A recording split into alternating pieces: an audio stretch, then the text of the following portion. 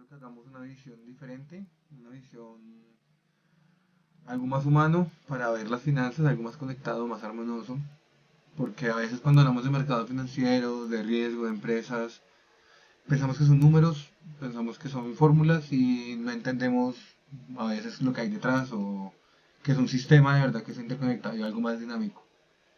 Para esto les voy a pedir que comencemos a imaginar como una sinfonía que toca una obra en la que conviven bastantes instrumentos y cada uno funciona de una manera diferente.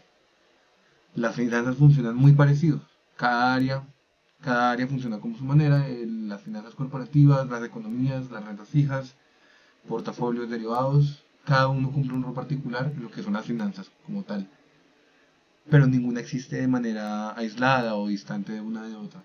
Todo eso se relaciona y cada una se corrige mutuamente. Hoy es cuando vamos a escuchar la sinfonía completa de lo que son las finanzas. Entonces toca ver cómo el sistema financiero es una red interconectada. El sistema financiero no es una máquina rígida ni mucho menos, es más bien como un ecosistema en donde fluye todo.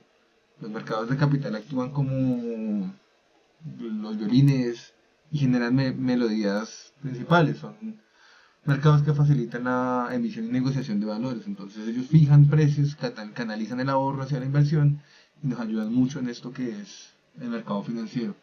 Los intermediarios, los cuales son los bancos, las aseguradoras, los fondos, nos ayudan a transformar los riesgos y reducir las asimetrías de información. Esto es como un instrumento de ritmo, como si fuera un triángulo que nos ayuda a organizar el flujo de capital y marcan la dirección a los que los mercados van. También nos ayudan a amortiguar golpes y reducir asimetrías. Y todo esto es por los agentes económicos, las empresas que buscan crecer, los gobiernos, las personas que ahorran e invierten para el futuro. Lo más importante es entender que esas decisiones en cualquiera de esos actores, de los tres, tanto el gobierno como las empresas y las personas naturales, actúan de manera en la que si actúan de manera desordenada se descoordina todo esto y se pierde el balance. Estas decisiones repercuten en los demás, entonces es importante que el sistema sea fortalecido y radica principalmente en la independencia de estos tres. Ahora, vamos con la metáfora, que es el ritmo de los mercados es marcado por los ciclos económicos, momentos de euforia, de expansión, cautela, corrección y contracción, la armonía. La armonía la encontramos en la estructura del capital, las empresas, en donde es un equilibrio entre deuda y equity, que nos permite la estabilidad de la empresa. La tensión aparece cuando suben las tasas, cuando hay inflación, cuando cambia la política monetaria. Estas son notas que disonan de la sinfonía de lo que son las finanzas y nos obligan a reajustarnos y a volver a hacer las cosas. Y la resolución. Esa resolución llega cuando los mecanismos de arbitraje y competencia le devuelven lo que es al mercado, corrigen los precios, todo tiene que ser como es. Entonces ahora vamos a ver los objetivos de esta exposición.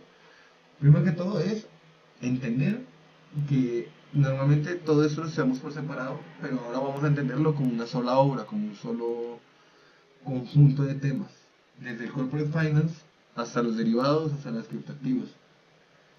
Entonces, vamos como corporate finance. Estamos en el primer movimiento de lo que es nuestra orquesta, es el corporate finance.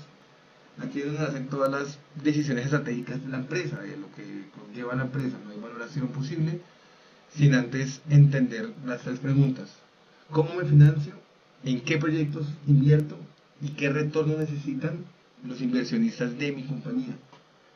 Esto no es solo conseguir dinero, es hacerlo de la manera más eficiente y efectiva, sin llegar a puntos de maximizar el riesgo, sino minimizándolo, maximizando el valor y minimizando el riesgo. Esto es donde encontramos los cimientos de nuestra orquesta financiera. Ahora vamos a ir a los fundamentos. El primer fundamento es la estructura de capital, en donde tenemos que entender cuánta deuda y cuánto equity debo tener yo. Cuánta deuda quiero tener, cuánto equity debo tener. Luego están en qué proyectos quiero invertir. ¿Bajo qué? Bajo el valor presente neto, la tasa interna de retorno y los análisis de sensibilidad del mercado para llegar a identificar qué proyecto y qué proyecto no me genera un valor positivo. El tercero es el coste del capital, que es cuánto me va a mí traer el dinero a la empresa y saber que esa es mi mínima rentabilidad. Y el tercero es la asignación, el cuarto es la asignación eficiente. Yo tengo que saber qué proyectos y a qué proyectos no invertir, ya que en caso de que invierta en un proyecto que no me crea valor, estoy yendo en contra de lo que es maximizar el rendimiento y minimizar el riesgo. Entonces vamos a ir con lo que es el costo promedio del capital. Podemos pensar que el WACC es el rendimiento mínimo que una empresa debería generar para que mis proveedores de capital, o sea, mis acreedores y mis accionistas, lo que es equity debt, estén satisfechos. Si mi WACC sube, mi valor presente de los flujos baja. Eso significa que el proyecto antes era más atractivo, pero si el WACC sube, deja de estarlo. Recordemos, este WACC está determinado por riesgo sistemático de la empresa, el cual es el beta, las tasas del mercado que funcionan como la nota base, que es la tasa de interés, el apalancamiento y los spread crediticios, que son las primas sobre la tasa libre de riesgo sobre el rating de la empresa. Esto es AA, BBB, CCC. Por eso es que cuando el WACC no es solo no lo vemos como una fórmula, sino también lo vemos como una medida viva de cómo el mercado llega a percibir la empresa. Un WACC alto significa que la empresa es bastante riesgosa casi. Ahora vamos a ver lo que es la estructura de capital, el trade-off. La deuda tiene beneficios claros y el equity también tiene beneficios. La deuda, ¿qué beneficios claros tiene? Nos ayuda a reducir impuestos, disciplina al gobierno corporativo y a la administración y además no diluye la propiedad, pero incrementa la probabilidad de estrés financiero, limita la flexibilidad de los flujos y expone a la empresa a un alto riesgo en recesión. El equity hace todo lo contrario, nos da libertad, nos da tiempo, nos da estabilidad, pero es algo más caro dependiendo de ciertos aspectos y nos llega a eludir el control de la empresa. Encontrar ese punto óptimo entre ambos es bastante complejo, pero no existe una fórmula exacta, es un equilibrio entre riesgo y estrategia y de lo que la empresa necesita en las expectativas de mercado. Es como otra vez con lo de la orquesta, es como la música requiere el oído entre la sensibilidad y el entendimiento del contexto. Ahora vamos a ver lo que es la evaluación rigurosa de proyectos de inversión. ¿En qué nos vamos a gastar el dinero? Porque tomar esas decisiones de inversión implica evaluar cómo los flujos de caja son futuros, cuáles son sus riesgos y qué alternativas hay. Para esto tenemos el valor presente neto que nos dice prácticamente si creamos valor en los términos absolutos. Agarramos el flujo de caja y lo descontamos sobre el WACC, que es lo que nos vale a nosotros de tener el dinero. La tasa interna de retorno nos permite entender la rentabilidad interna del proyecto. Y el payback descontado agrega una dimensión de liquidez y algo de recursos limitados para la empresa. Además de esto, analizamos proyectos, se pueden analizar proyectos con simulaciones de Monte Carlo y la sensibilidad, porque si bien la incertidumbre no es capaz de proyectarse, también se puede capturar con bastantes números, por eso es que hacerse simulaciones de Monte Carlo. Al evaluar un proyecto, lo que uno hace es casi leer un futuro posible. Hay que ser bastante cuidadosos con esto y tener todas las interacciones del proyecto posibles. Ahora en Economics, ¿qué son Economics? Es el segundo gran movimiento, la economía. Mientras el Corporate Finance nos hablaba de decisiones internas de la empresa, Economics nos habla del mundo externo, de lo que son ciclos, inflación, tasas de política pública, tasa de interés, muchas más cosas. Es casi imposible llegar a analizar un mercado o unos activos sin entender el contexto económico en el cual se encuentran. Volviendo con la analogía, es casi como cuando una orquesta depende del teatro, de las sillas, de las empresas, para que todo opere de manera correcta. Entonces, Economics se llega a dividir en tres grandes áreas. Microeconomía. La microeconomía nos ayuda a explicar cómo reaccionan los consumidores y cómo llegan a operar las empresas. ¿Por qué suben o bajan los precios? ¿Cuáles son las elasticidades de la demanda? ¿En qué hace y cómo cambian los costos marginales? ¿Qué hace y qué cambia la demanda del mercado? Esas preguntas nos ayudan a determinar lo que son los ingresos, los márgenes, ver la competencia, entender el precio del producto. Esta parte es casi como si nos ayudaran a entender y a determinar la base de las valoraciones financieras. Ahora vamos con la macro. La macro es mucho más que dos modelos. Comenzamos por el modelo ISLM, el cual representa el equilibrio en el mercado de bienes. Nos ayuda a entender el equilibrio entre el mercado de bienes y el mercado de dinero. Si el gasto cae, la IS se desplaza. Cuando las tasas cambian, la LM responde. Esa interacción entre estas dos define la tasa de interés y los niveles de producción. También hay otro modelo, el modelo de oferta agregada y demanda agregada, que nos permite ver qué pasa con los precios y con la inflación. Esto es un shock de oferta, el cual puede causar una estanflación, puede causar una hiperinflación o una demanda que es una inflación temporal. Estos modelos no son nada más teóricos, no es que no se usen, sino son las herramientas que usan algunos bancos, gobiernos, para poder anticipar los ciclos. Al anticipar estos ciclos llegan a ajustar las estrategias y son mucho más eficientes en sus proyecciones. Y por último, la política fiscal y la política monetaria. En la política fiscal entendemos lo que es gastos, impuestos, cuando un gobierno aumenta su gasto, cómo recauda impuestos. Esto puede llegar a estimular la actividad, pero también genera un crowding out. Sí, un crowding out si se desplaza la inversión privada. Entonces todo el mundo se va y genera un ambiente de escasez. Mientras la política monetaria es la que hace el Banco de la República. Es actuar sobre tasas, bajar tasas de interés, a incentivar la economía, subir el consumo.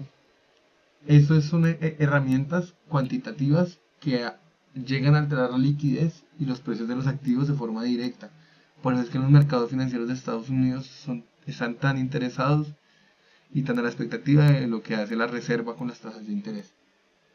Estos bancos y estos directores de tanto del gobierno como el de los bancos son casi como los que mandan la batistuta, los que mandan la batuta en la orquesta. Son los que marcan el ritmo, corrigen a las desviaciones y establecen las expectativas de lo que debería hacer. En economía internacional entendemos que hay bastantes cosas. Primero que todo, la balanza de pago nos dice cómo fluye el capital entre los países. Esto hace que los tipos de cambio respondan a diferencias entre la inflación, las tasas y las expectativas. La teoría nos dice que la paridad nos da el marco de esta balanza de cambios. El comercio internacional se mueve por ventajas competitivas, pero también comparativas. Esto ya puede ser por barreras, por políticas públicas, por políticas internacionales de los gobiernos, mientras que las tasas globales y la de Estados Unidos tienen un impacto inmenso en los mercados emergentes. Esto afecta a los flujos, afecta a los precios, afecta a los riesgos. En un mundo tan globalizado, es muy difícil que el mercado de por sí esté solo e indiferente. Ahora, una integración casi completa del sistema. Hemos visto piezas diferentes, sueltas, como el corporate finance, lo que es economía o mercados, pero de verdad no llegamos a entender cómo todo esto llega a relacionarse. Digamos, el WAC ayuda a conectar el corporate finance con lo que es equity. La política monetaria conecta lo que es la economía con renta fija. El riesgo sistemático del beta une el equity con la teoría de portafolios. Y las correlaciones unen lo que son los activos, industrias y geografías. Entonces todo esto nos ayuda a comprender una gran idea de las finanzas como una sola y no solo como un concepto. Las finanzas están llenas de relaciones, no son solo conceptos diferentes. Pero es que ahora vamos con derivados, que son instrumentos y aplicaciones algo avanzadas, pero pues no están tampoco mucho. Los derivados son como los instrumentos que nos ayudan a potenciar y son capaces de elevar nuestras finanzas a otro nivel. Son como los instrumentos de viento. Pero si esos derivados no se manejan con precisión, pueden romper todo lo que es la armonía de la banda. Un derivado casi que no tiene valor por sí mismo.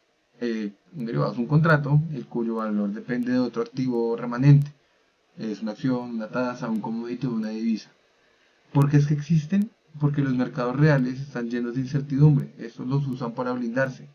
Y estos derivados nos permiten navegar bajo esa incertidumbre, con estrategias bastante actuales o refinadas. La naturaleza de los derivados tienen tres grandes usos, que es la cobertura, para protegernos de la especulación en contra de movimientos adversos, como asegurar el precio de un activo sabiendo que va a haber escasez en el futuro, la especulación, que también es ampliar las ganancias apostando en movimientos de los mercados, y el arbitraje, que es corregir ineficiencias de precios entre activos relacionados. Estos subyacentes pueden ser acciones, pueden ser tasas, pueden ser commodities, que es los que más se usa, y crean un universo distinto de estrategias.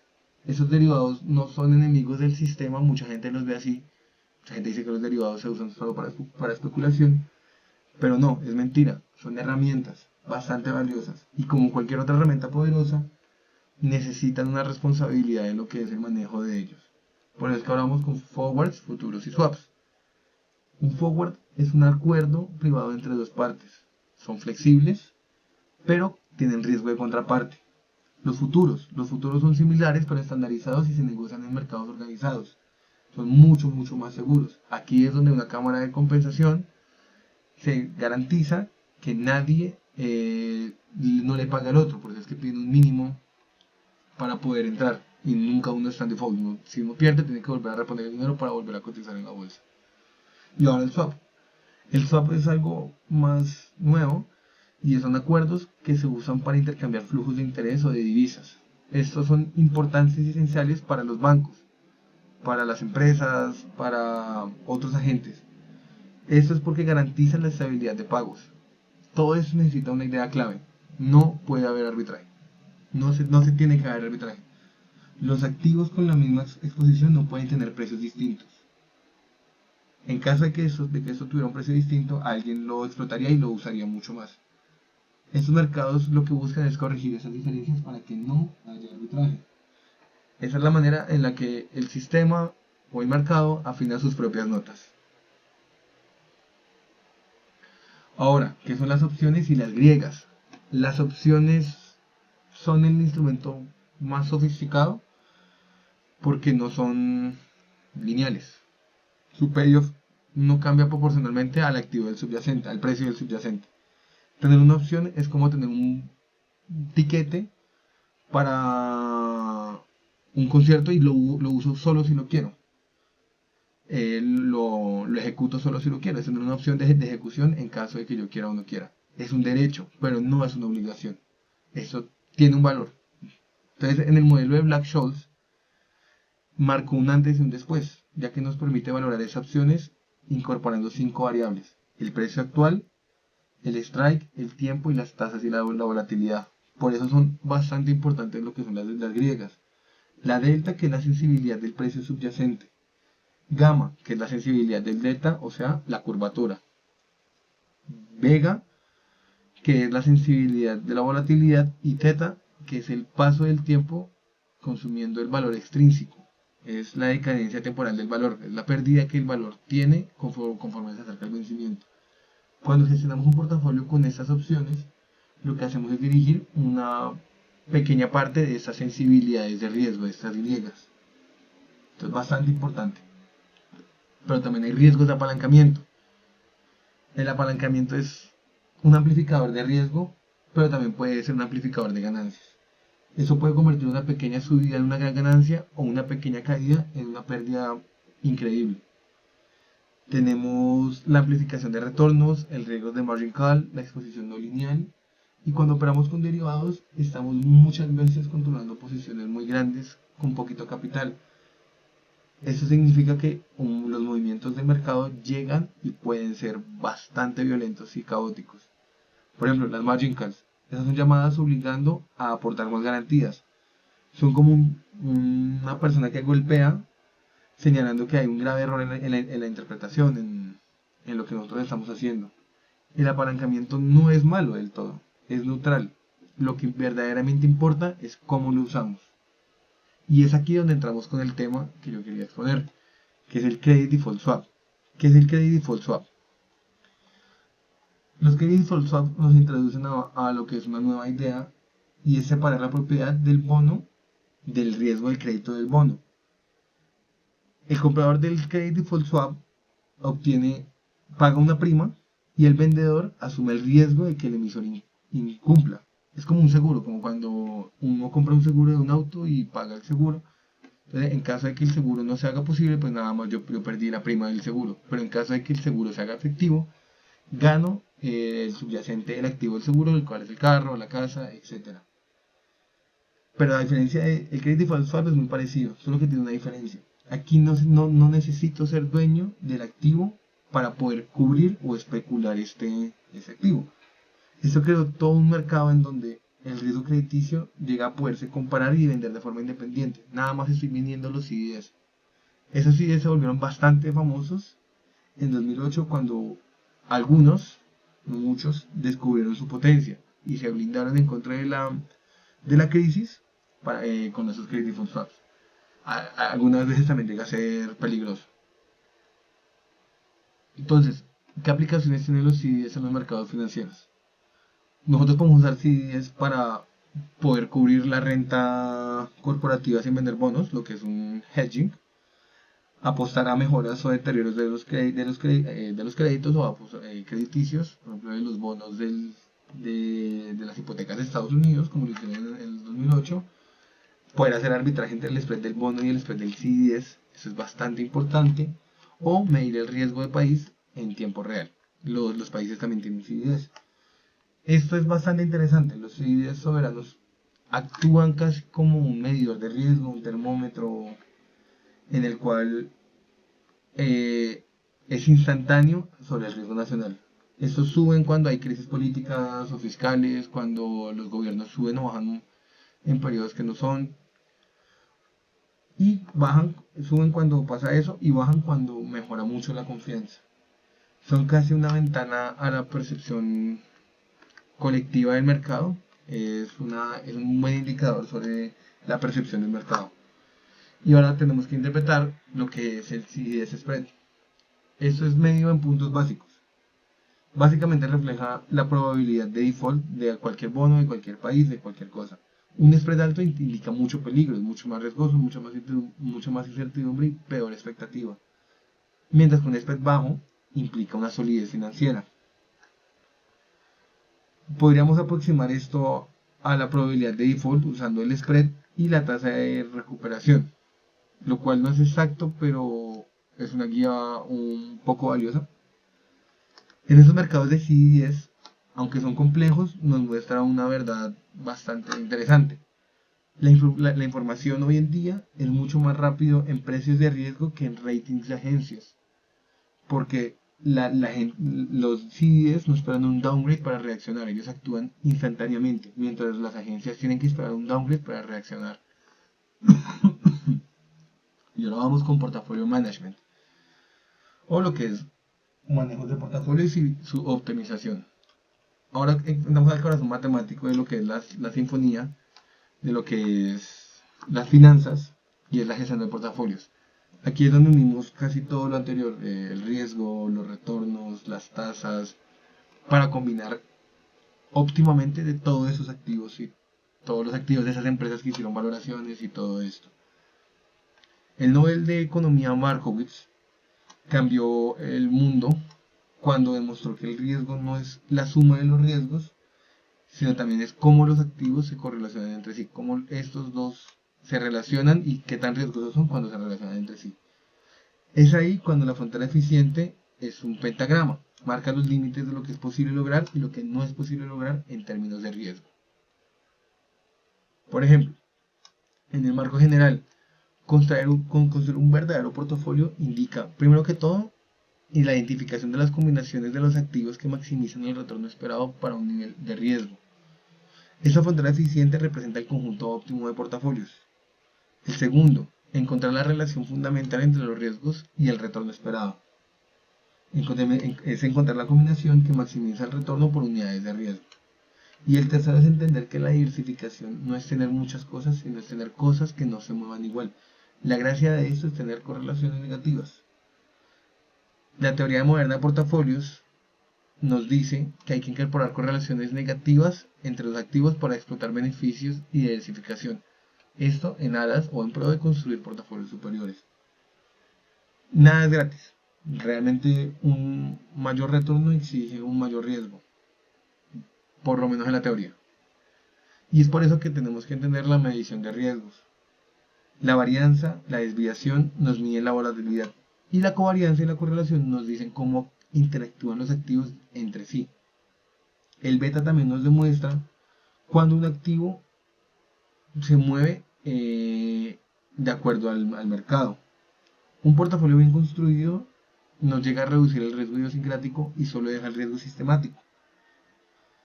Otra vez con la analogía de la orquesta, es como si cada instrumento puede tener las imperfecciones que quiera, pero en conjunto todo suena equilibrado. Por eso es que nosotros tenemos que mirar siempre la varianza y la desviación estándar, la covarianza y las correlaciones, el beta y el riesgo sistemático.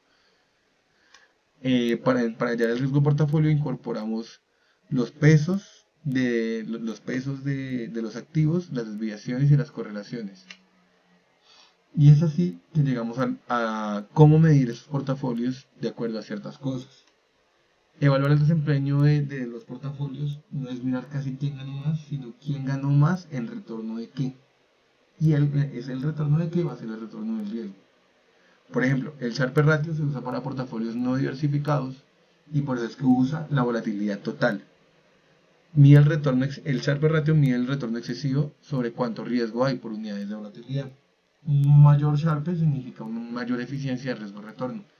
Mientras que el Trainor usa solo el riesgo sistemático porque partimos de que el portafolio ya está bien diversificado y no vamos a tener ese riesgo no sistemático. Por lo que nada más usamos la unidad de riesgo sistemático, la cual era el beta de todo el portafolio, que era el peso de los activos por los betas de los activos. Esto es útil para portafolios bien diversificados donde el riesgo idiosincrático ha sido eliminado. Mientras que el Jensen Alpha nos dice quién realmente generó valor más allá de lo que el Capital Asset Pricing Model nos dice, lo que el KPM nos dice. Entonces, un alfa positivo indica que nosotros o el gestor del portafolio ha generado un valor superior de lo que realmente tuvo que haber sido el riesgo sistemático. Por eso es que hablamos de un alfa cero, un alfa igual o un alfa negativo. Un gestor puede ganar mucho, pero si gana sin alfa realmente no estamos haciendo nada, solo estamos asumiendo riesgo. La verdadera calidad aparece cuando el retorno supera el riesgo esperado. Y es ahí cuando vamos con las estrategias. Entonces aquí tenemos que hablar de Asset Allocation y Asset Collocation. El Asset Allocation estratégico es una visión de largo plazo. Determina qué clase de activos vamos a querer, por equity, por alternativas. Es basada en objetivos, el horizonte es bastante temporal y hay una tolerancia al riesgo de inversión. Hay una Asset Collocation táctica también, que son ajustes temporales por las condiciones del mercado. Entonces nosotros tenemos que ver valoraciones relativas, timing del mercado, condiciones macroeconómicas favorables o infavorables y otras. También está el rebalanceo, que es el proceso sistemático en el cual restauramos las ponderaciones y depende de vender ganadores, comprar perdedores, que es mantener el perfil de riesgo y añadir el valor del timing. Y los factores, que son bastante importantes, que es como el value, el size, el momento, la probability y el fama French. Todas esas estrategias son como técnicas de composición de portafolio. Son diferentes formas de crear que nuestro portafolio sea mucho mejor de acuerdo a nuestro contexto y de acuerdo a nuestro estilo. Es casi como cuando uno crea una armonía dependiendo de bastantes instrumentos o contextos.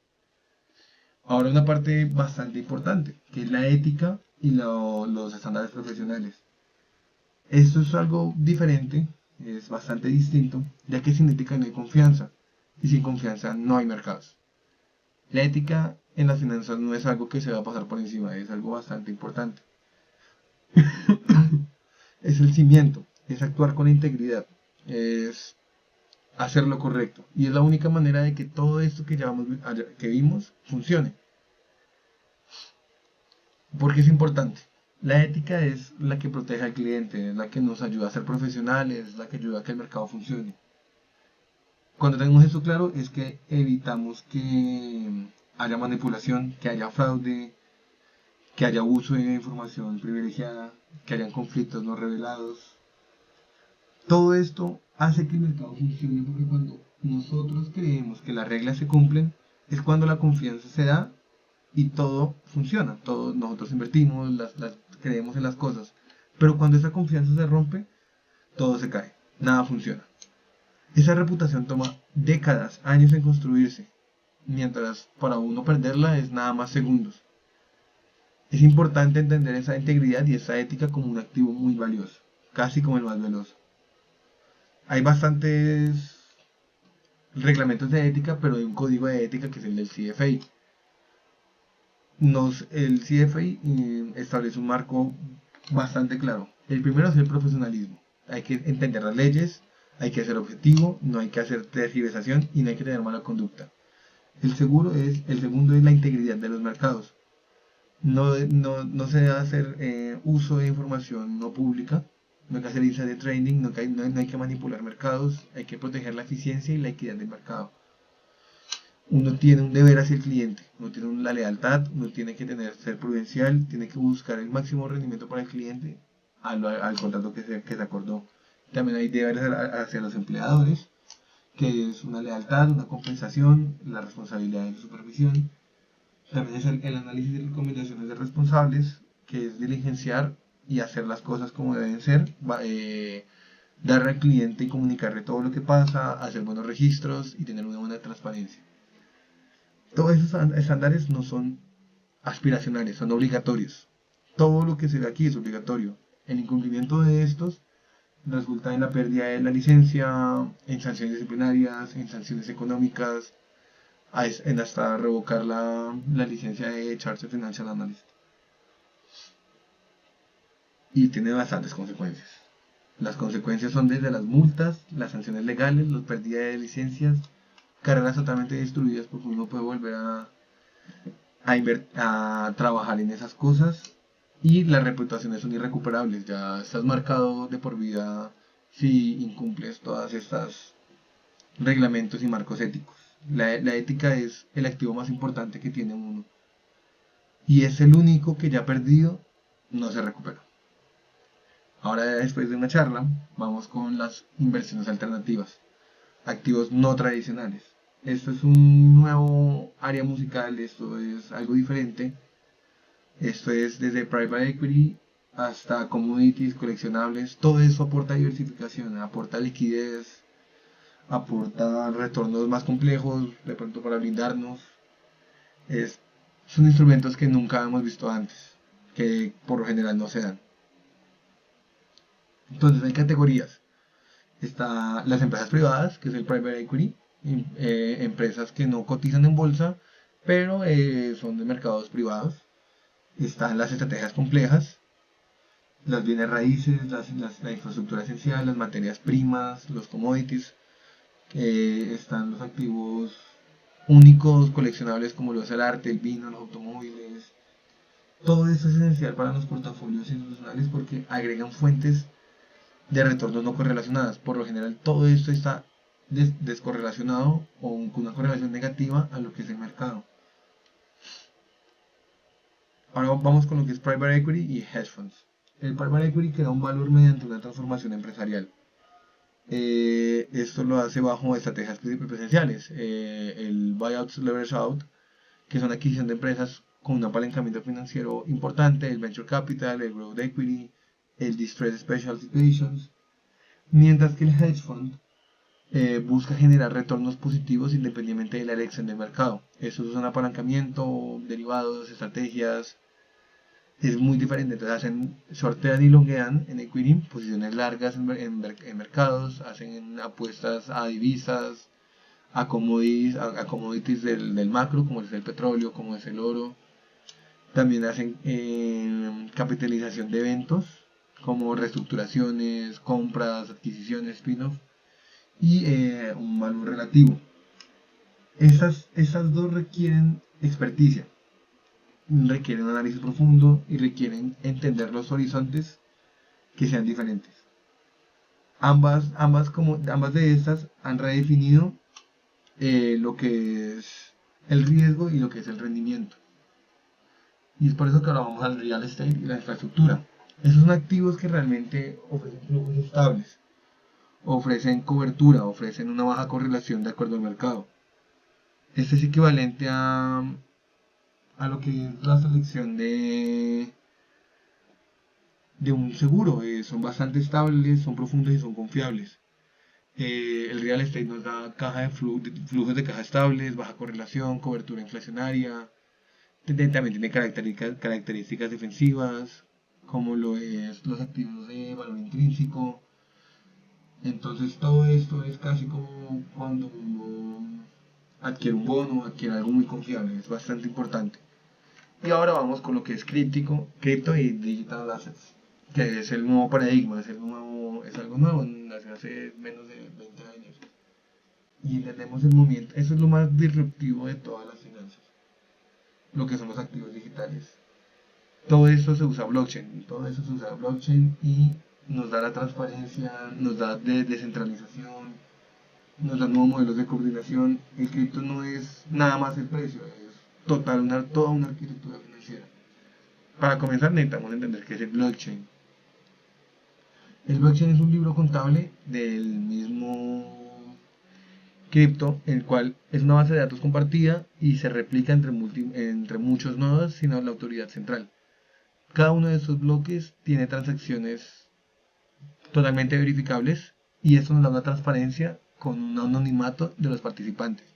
También es descentralizado, no hay bancos centrales, no hay nada, no hay ninguna entidad que controle el cambio de estas transacciones y es una resistencia a los puntos de falla de la capacidad regulatoria. También nos da incentivos a los mecanismos económicos más rentables, a línea de intereses de participaciones, nos dan validación honesta de transacciones, entonces es bastante interesante y bastante importante. El Bitcoin es casi como un oro digital, guarda bastante el valor, guarda muchísimo el valor. Tiene tres características, cuatro importantes. El primero es, hay un número contado de Bitcoins, hay 22 millones de Bitcoins.